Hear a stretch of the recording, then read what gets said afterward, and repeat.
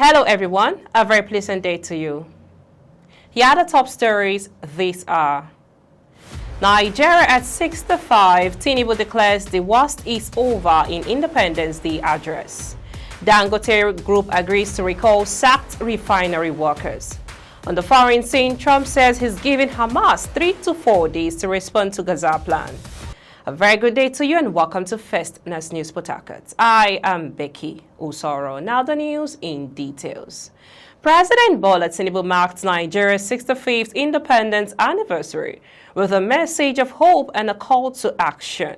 In his national broadcast, Tinubu acknowledged the country's progress since gaining independence in 1960, highlighting significant growth in economic development, social cohesion, and physical infrastructure. Tinubu noted that Nigeria's economy has experienced substantial growth and mentioned ongoing projects including the Kano-Katsina-Maradi Standard Rail Project and the Lagos-Calabar Coastal Highway. He assured Nigerians that his administration is winning the war against terrorism, banditry, and other violent crimes. The president encouraged young people to dream big, innovate, and conquer more territories in science, technology, sports, and the arts. Tinubu emphasized the need for Nigerians to work together to build a stronger nation, urging citizens to turn on the taps of productivity, innovation, and enterprise, and to patronize made-in Nigerian goods. He concluded by saying, "With Almighty God on our side, I can assure you that the dawn of a new, prosperous, self-reliant Nigeria is here." On security, we are working diligently to enhance national security, ensuring our economic experiences improved growth and performance.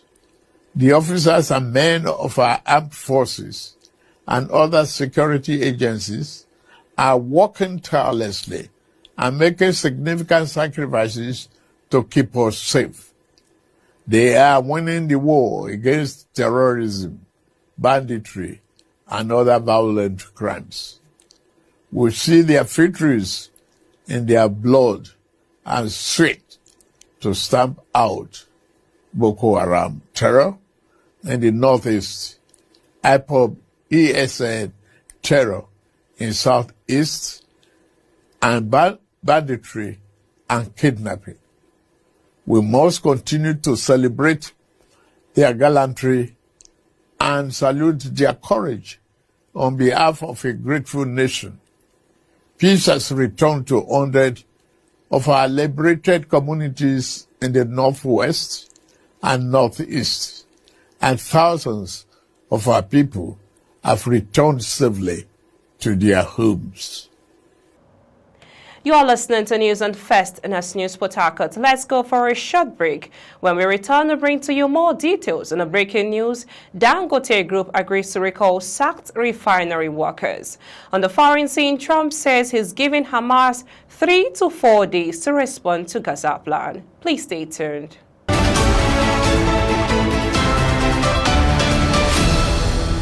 Welcome back. In case you're just joining us, you are listening to news on First News Port Harcourt. Still ahead, the Dangote Group has agreed to rehire workers recently dismissed from its refinery following a peace meeting with stakeholders.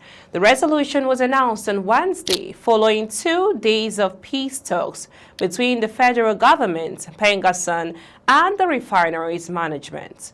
The agreement has also led to the suspension of Pengassan's 2-day strike against the company.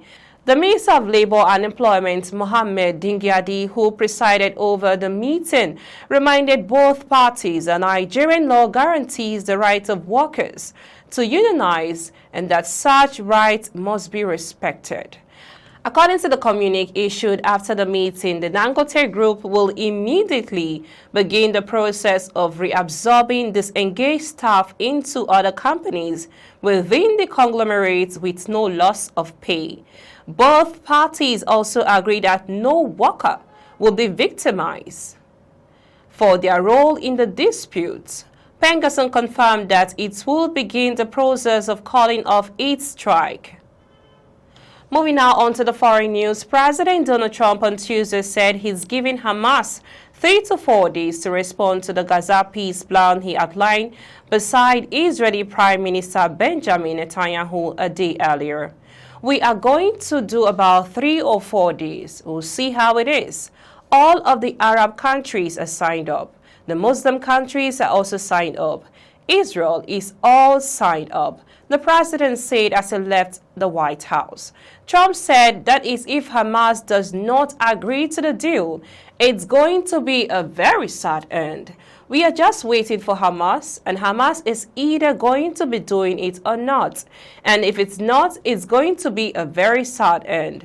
Trump on Monday said an end to the war in Gaza was closer than ever after Netanyahu agreed to the 20-point plan. But the proposal still requires sign-off from Hamas, and there are a number of provisions contained in the plan that the terror group has previously rejected. That's all on the news this hour. We now bring you the highlights of the top stories so far. We brought to you that Nigeria hits 65 today as Tinubu declares the worst is over in Independence Day address. We brought to you that is the breaking news that came in that Dangote Group agrees to recall sacked refinery workers. On the foreign scene, we brought to you that Trump says he's giving Hamas 3 to 4 days to respond to Gaza plan. Do remember, the greatness of a leader is measured by the achievements of the led. This is the ultimate test of his effectiveness. I am Becky Usoro from I and the entire team in Port Harcourt. Many thanks for watching. Bye for now.